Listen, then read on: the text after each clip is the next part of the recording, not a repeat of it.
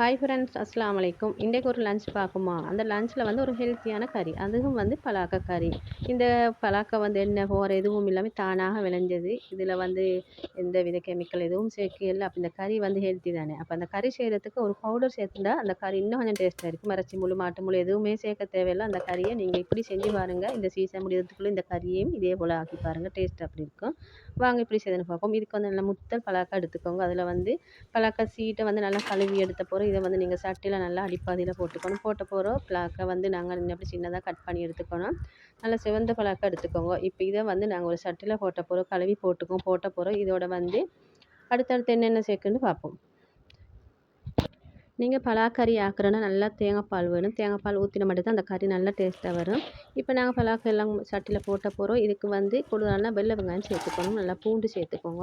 ஒரு 10-15 அளவு வெள்ளை வெங்காயம் நல்லா உரித்து சேர்த்துக்கோங்க. இதோட வந்து வெங்காயம் ஒரு பாதி அளவு வெங்காயம், அதோட சின்ன மிளகாய், கறி மிளகாய் சேர்த்துக்கணும். கறி மிளகாயில் சின்ன மிளகாய், அதோட ரம்பையில் சேர்த்துக்கோங்க. சேர்த்து ஒரு பட்டை துண்டு சேர்த்துக்கணும்.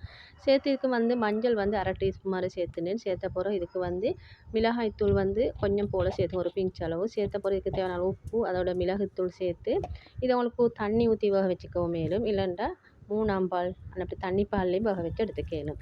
இப்போ இது வேக வச்சுட்டு இதுக்கு வந்து என்ன பவுடர் சேர்க்கணுன்னு பார்ப்போம். அது மசாலா பவுடர் ஒன்று தான். அதை எப்படி செய்யுதுன்னு பார்ப்போம். ஒரு ஃபேனில் வந்து நீங்கள் கடுகு, வெந்தயம் சேர்த்துக்கோங்க. சேர்த்த பிறகு இதோட வந்து நீங்கள் கடுகு வந்து 1 டீஸ்பூன், வெந்தயம் ஒரு 3/4 டீஸ்பூன் சேர்த்துக்கணும். சேர்த்த பிறகும் இதோட வந்து சீரகம், நற்சீரகம் 1 டீஸ்பூன், அதோட 1/4 டீஸ்பூன் அளவு சோம்பு சேர்த்துக்கணும். சேர்த்து இதை நல்லா லோ ஃப்ளேமில் வச்சு வறுத்து எடுத்துக்கணும் கருகிராமைக்கு. இந்த பவுடர் ஒன்று சேர்த்து அவங்களோட பிலாக்கா கறி ஆக்கி பாருங்கள். அப்படி மணமும் தான், டேஸ்ட்டும் நல்லா இருக்கும். இப்போ இது இன்னும் இப்படி வறுபட்டு வரிசை நல்லா கலர் மாறி வரிசையில் இதோட கொஞ்சம் மல்லித்தூள் சேர்த்து வறுத்து எடுத்துக்கோங்க. அப்போ வந்து இதை பவுடர் பண்ணுறதுக்கு ஈஸியாக இருக்கும். இப்போ வறுத்து வச்சு நல்லா ஆறணும். ஆறின பிறகு தான் மிக்சியில் போட்டு பவுடர் பண்ணி எடுத்துட்டேன். எடுத்த பிறகு இதை அப்படியே வச்சுட்டேன். வச்சு இது எந்த டைமுக்கு நான் பிலாக்கு கறியோட சேர்க்குன்னு நான் காட்டேன். வீடியோ லாஸ்ட்டில் ஸ்கிப் பண்ண பாருங்கள்.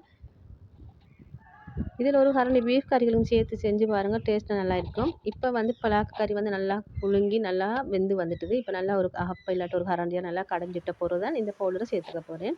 சேர்த்து நல்லா கலந்துட்டுக்கணும். கலந்துட்ட பிறகு இதோட கொஞ்சம் கருவேப்பிலை எல்லாம் சேர்த்துக்கலும். சேர்த்த பிறகு தான் கட்டி தேங்காய் பால் லாஸ்ட்டில் தான் ஊற்றி ஒரு கொதி வரசல் இதை அப்படி இறக்கிக்க வேண்டியதான். இறக்கின பிறகு நீங்கள் ஒயிட் ரைஸோடு சேர்த்து சாப்பிட்டு பாருங்கள். டேஸ்ட் அப்படி நல்லா இருக்கும்.